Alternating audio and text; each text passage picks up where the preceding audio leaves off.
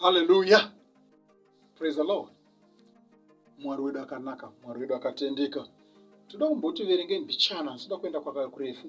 Toda kuverenga pana vaRoma chapter 10 kubva paverse 1, toverenga verse 2, toverenga verse 3. Thank you. Roma chapter 10 verse 1.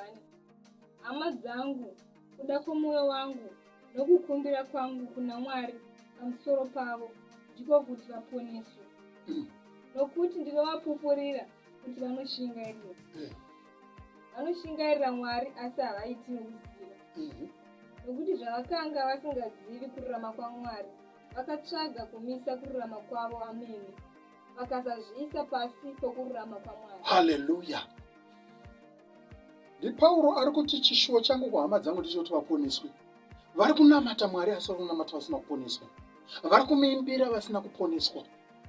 Vari kuita zvese, vari kupa zvipo, vari kuita zvipi vasina kuponeswa. Akati achisvika pakati pavo ndokuona achida kucherechedza ruponeso. Nokuti ukasvika pakati pavanhu unotanga kuona ruponeso.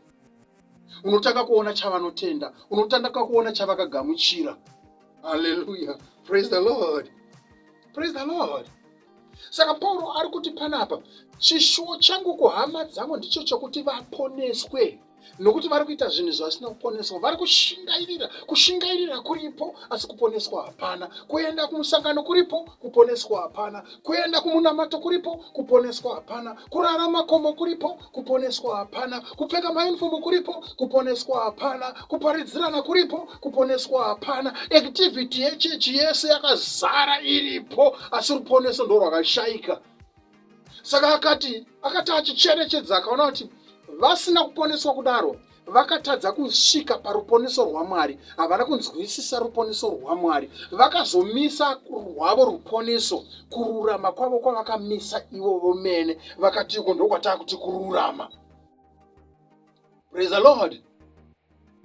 Yezvinezvi ukasvika pane imwe kereke usina uniform yavanopfeka, vanokukurudzira kuti aiwa mukaita uniform tinobva taita chinhu chimwe chete. Uniform yekunze, we want to be one in the inside. Zvichireva kuti tinonamata Mwari watisingazivi. Pauro akasvika pane rimwe sangano kuMabasa aPostoli chapter 17, akasvika pane rimwe sangano akaona pakanyorwa kunzi kuna Mwari wasingazivikanwa. Zvichireva kuti vaingonamata asi vasingazivi. Handiziva vainamata asi kuna wanga asingazivikanwa. Pauro asvika ipapo akati ndoda kukudzidzisai kwamuri kuti ariko asingazivikanwa ndo wandikagamuchira ene. Akavaparidzira vakaponeswa.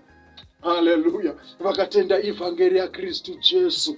Hallelujah. Saka pamakereke ese atiri kurarama tiri maari munyika muno, ngaticherechedze ruponeso. Chinonzi ruponeso kubarwa patsva, kuzvarwa patsva, kushandurwa kwemoyo, wopiwa moyo mutsva, wobvisa moyo webwe.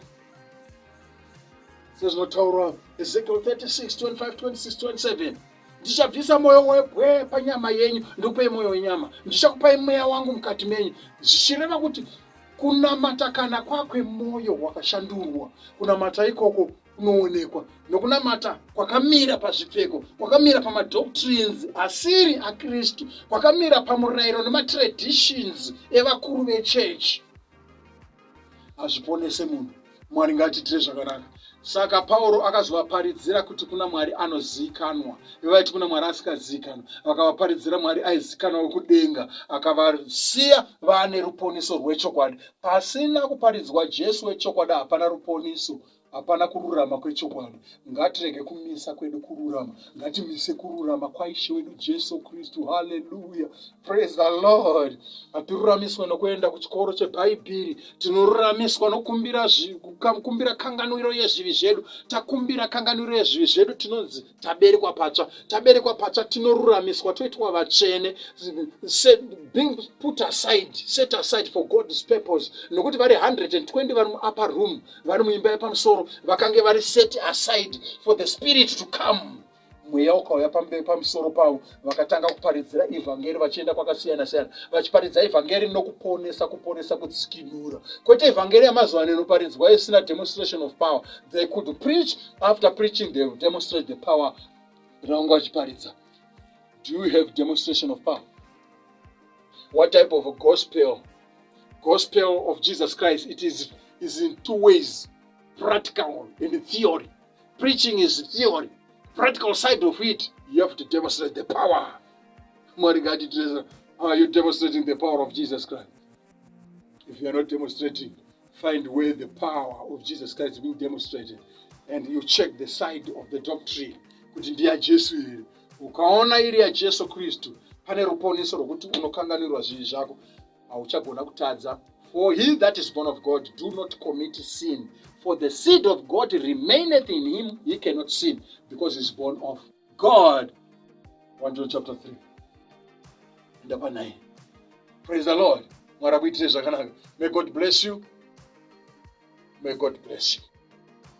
May God bless you. Be blessed. Be blessed. Namata Mwari waunoziva.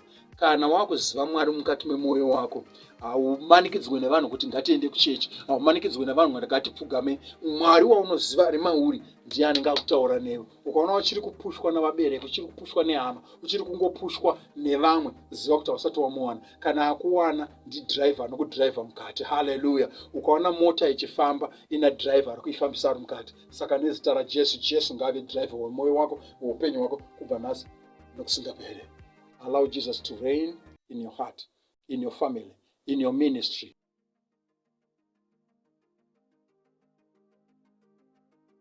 Make sure it is not the ministry inonamata Mwari asingazivikanwi. Mwari tofana kumuziva. Jesu atoshamisika vadzidzi vake kuti hamusati maziva Baba seiko. Kana maziva inini maziva Baba. Kana taziva Jesu Kristu taziva Baba. Hallelujah. Thank you. Be blessed. Stay blessed.